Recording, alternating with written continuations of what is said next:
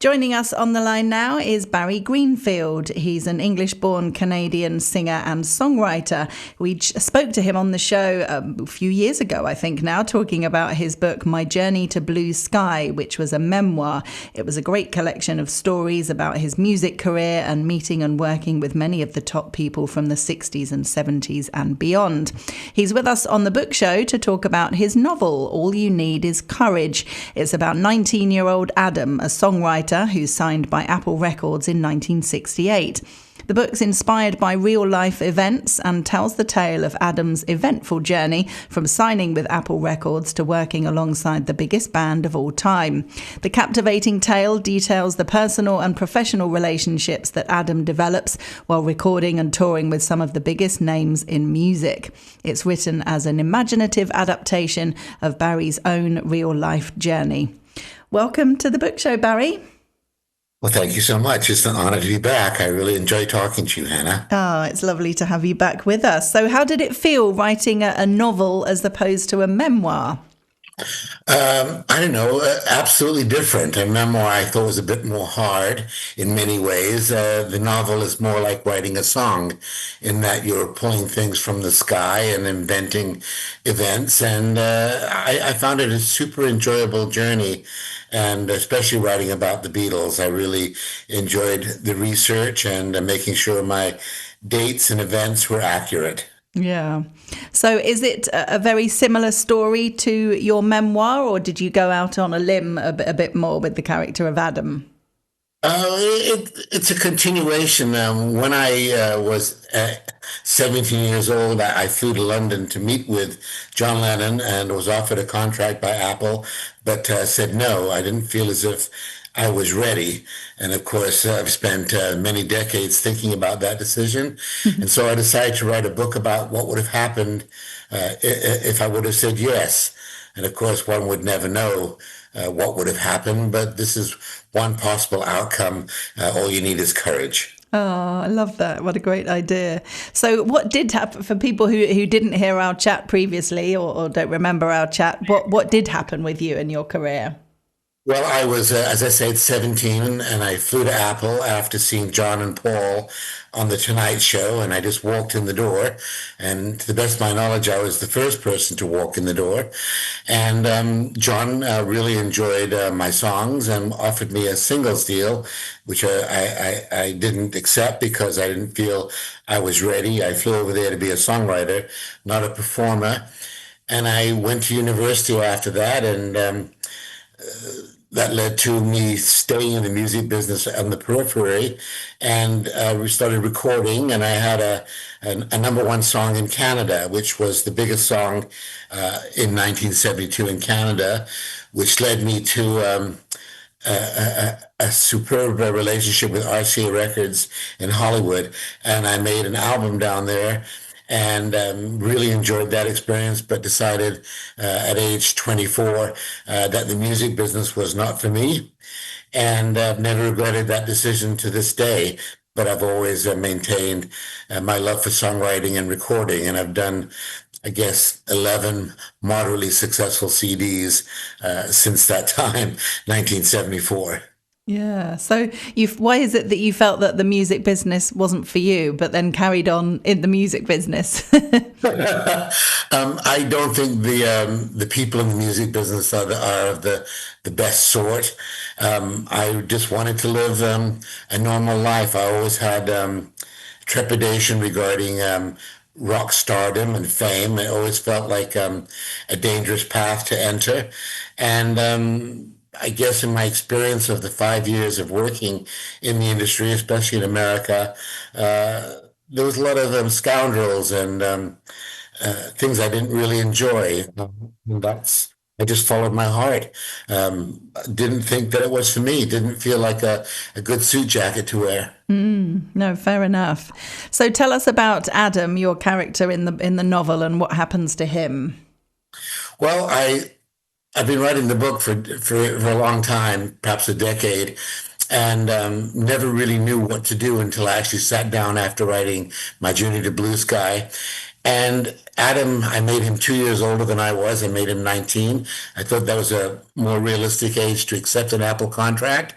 And he goes on to record a successful single with Apple, much like Mary Hopkin. And the journey that's expressed in the book is this exciting journey of making an album for Apple called All You Need Is Courage, which of course is the book title. And he goes on various English tours. The first one with Joan Baez, which is 9 British cities, and the adventures that he has on those tours. And my understanding of the music business is expressed in the pages, because I did do lots of extensive touring in the 6 years I was in the music business. And then he becomes friends with Donovan Leitch, and tours with him. And each page and each chapter is the evolving story of Adam Bond, and it covers an 8-month period. And in that 8-month period, there are many true exact parallels with the Beatles' career, which he witnesses and comments on. Oh, amazing. So was it handy using real life people and real life artists and stories to have as a hook? Yeah, I mean, a hook is a good way of describing it. It was also comfortable. I know a lot about the Beatles' history. I've studied it in depth my whole life, and I listen to music continuously, and I'm a big fan, like so many people my generation are.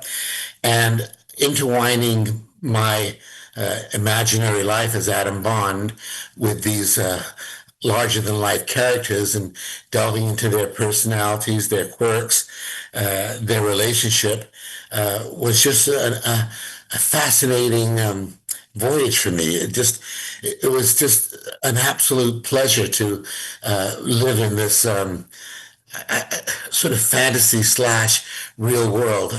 As I kept everything based in reality. I made sure that everything was double sourced. So I knew what happened on November the 3rd, 1968. Whatever happened in the world of Paul McCartney on that date, that's what happened with Adam Bond, perhaps being in the same room with Paul McCartney. And I developed their personalities as accurately as I could. So by learning things that they said, by reading books, I'd use a lot of the actual words spoken by the gentleman.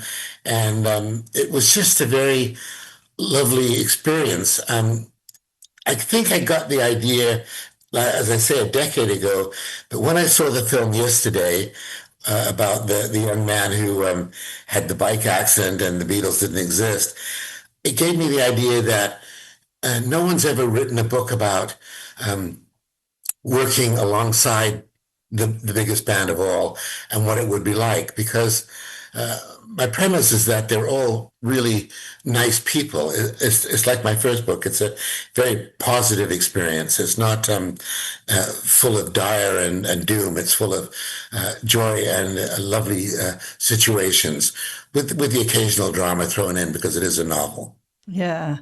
And great that you've really obviously done your research and looked up as to what was going with the Beatles and the individual members of the band during the time that you're writing about, and brought Adam into those stories. That sounds clever. Well, clever. Thank you so much. Yeah, I'm not sure if it's clever, but it's certainly enjoyable. Like, it's not just George Harrison. I become friends with Pattie Boyd, and I go to the house Kinforns, and I become the first artist to actually record with the Beatles. The second single, George had the idea that they come and play with me instead of the session musicians that I used on the first records with Apple.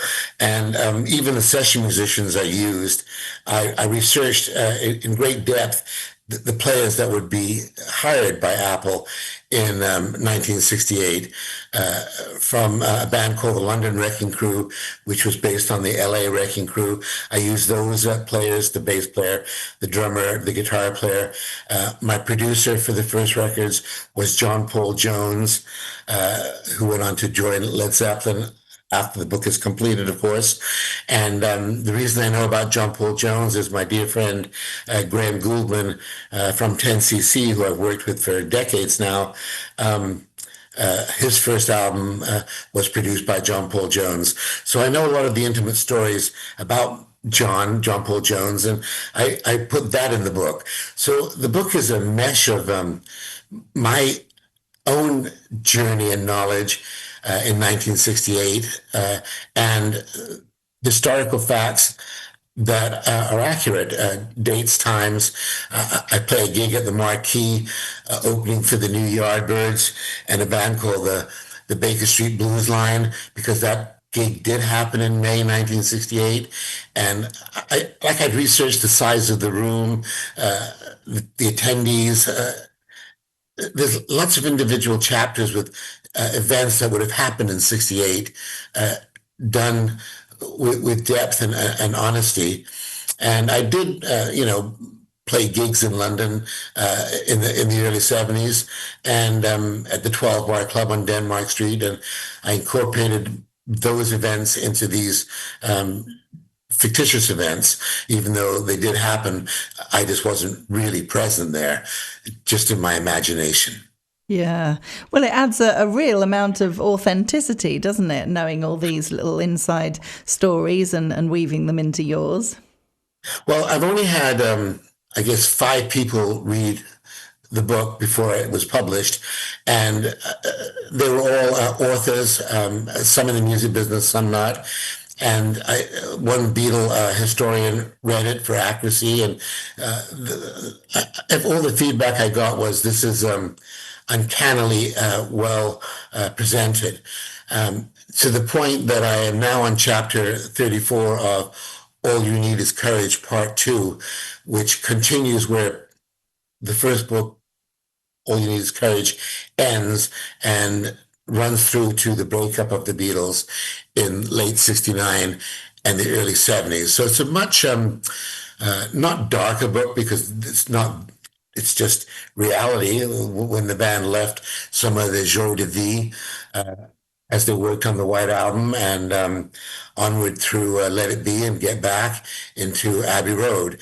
And I've done the same with Part 2, because I felt as if I wanted to do the full journey from 68 to 70, which I find to be the most interesting part of the Beatles' career. The Brian Epstein years, the Beatlemania years are very well cataloged, but this is shrouded more in, not in secrecy, but in, it's just more real world. George Harrison, Paul McCartney, John Lennon, and to a lesser degree Ringo Starr, who Adam doesn't really have a relationship with.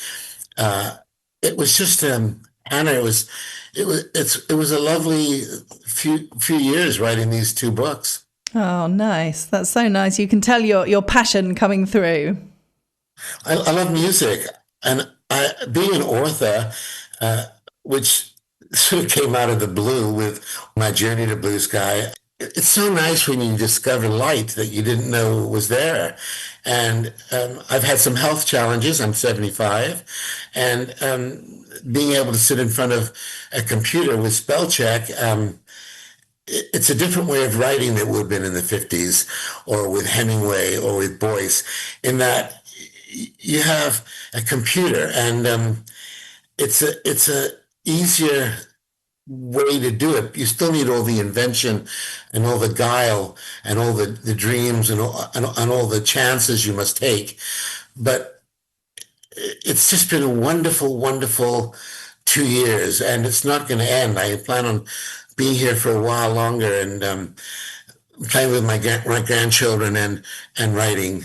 And now that All You Need Is Courage Part 2 is ready to be, worked on, finished, and reread and sharpened up, I've used all my songwriting skills. I've had a lot of success as a songwriter, and it's not come easily. It's all hard work and dedication, both professions, songwriting and book writing. Yeah. Well, anyone who likes music will definitely love the book, particularly obviously Beatles and that period of history. Yeah. Well, yeah, there's lots of us out there. Oh, definitely. Yeah, the Beatles still bring the music of the Beatles. Good Day Sunshine, Dear Prudence, Happiness is a Warm Gun. And my favorite Beatle is George, and he's my closest friend in this book. And I've always had a tremendous respect for George Harrison, even though I've never met the man. I've always followed his love for spirituality and his work with Ravi Shankar and his songwriting. I watched it evolve from Don't Bother Me to Love You Too to Long, Long, Long to his two classics, the biggest song on Spotify, Here Comes the Sun, by long distance. George Harrison's evolvement in music from 68 to 70 is a fascinating journey. He had two wonderful mentors in John and Paul, but he shed their cloak and put on his own suit and his own denim jacket and became George Harrison. And I've loved exploring his journey. Yeah, amazing. Well, I'm a different generation to you, and the Beatles have been my favourite band for most of my life. So there you go. Who's your favourite Beatle, Hannah? I mean, it is John. I have to say, it is John Lennon for a lot of the obvious reasons. Definitely, I love him as a solo artist as well. Yeah, can you give me one or two reasons why you were drawn to John? I'd love to know. Well, again, the spiritual side of things from a different reason, his love of the planet and wanting the world to be a better place, and his activism and that kind of thing. Yeah, I think he must have been a really wonderful man. When John Lennon was in Montreal for the bed-in in 68 with Yoko at the Elizabeth Hotel, 2 in the afternoon in Canada, because he was in Montreal in Canada, the guy came on the radio and said, would you like to speak to John Lennon? Phone at 7 o'clock tonight and he'll take your calls. And I phoned at 7 o'clock at night to the dot, just like I've been waiting for you at 4:30 in the morning here in Vancouver. And I was the first call to get through to John Lennon. And I spoke to him on the phone for about 2 minutes, 3 minutes, and he told me about activism and changed my life in that 2-minute phone call. And of course, this was after I had been to Apple, and I didn't bring it up on the phone call, but John Lennon impacted my life with his obvious genius and obvious kindness. He was a lovely, lovely man. Oh, that's amazing to hear. Lovely. What a wonderful thing to say you both met and spoke to John Lennon like that. Incredible. Well, Hannah, he was professional, kind, real, just like you. I mean, of all the things I've done in the last 2 years, I don't know, 15 podcasts, mostly American, you have been the most Barry-like. The one I'm in tune with the way you handle your job. It's kind and it's sincere. Yeah. Oh, thank you so much. That's really kind. Really lovely. Never have I been grouped in with John Lennon in such a way. Well, I think that we're all the same. I don't think that famous people, we discussed this in our last chat, are any different. The first book, My Journey to Blue Sky, talks about my interaction with Cher and Kenny Rogers and 10cc, and they're all they want is for you to listen, even though I've talked a lot more than you in this last few minutes, because I guess that's my job here. But they just want you to be real, not an awe, perhaps, Yeah, love that. Well, if people want to get a copy of All You Need Is Courage, it's out now. It's available on our website, tre.radio, and it's by Barry Greenfield, who we've been chatting with today. Barry, thank you so much for joining us. Yeah, both of my books are available everywhere, from Amazon to Indigo to Barnes & Noble, and I'd love people to read them and let me know what they think through my website, barrygreenfieldmusic.com, which has tons of my music on. God bless you, Hannah Murray. Thank you so much for including me in your day. Great. fantastic. What else do you want me to say? Anything else? Yeah. We played it. We did. Every player was boss, and the one that I'm mentioning now, Sadio Mane. I said it last night. I was against the best.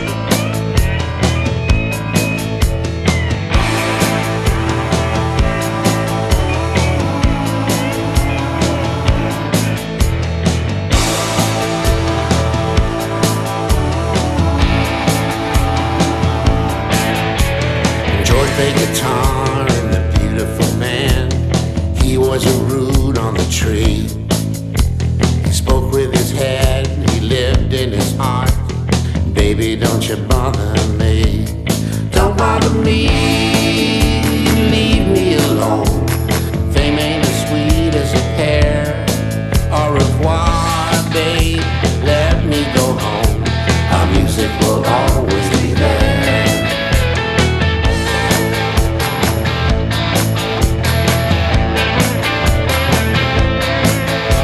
Paul played the bass, he was a melancholy man, the keeper of the key to the locks.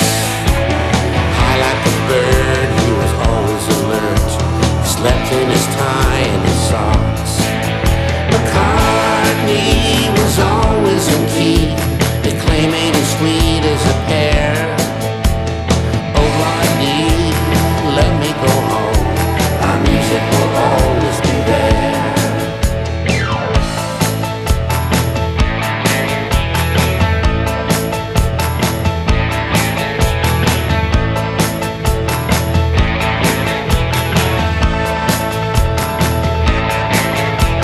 Ringo the drummer worked as hard as a plumber, made every tap drip stop. He listened and talked, he skipped when he walked, his hands kept time like a clock. Let it be and rubber soul, pepper and the musical chair. It's not easy, let me go home, our music will always be there.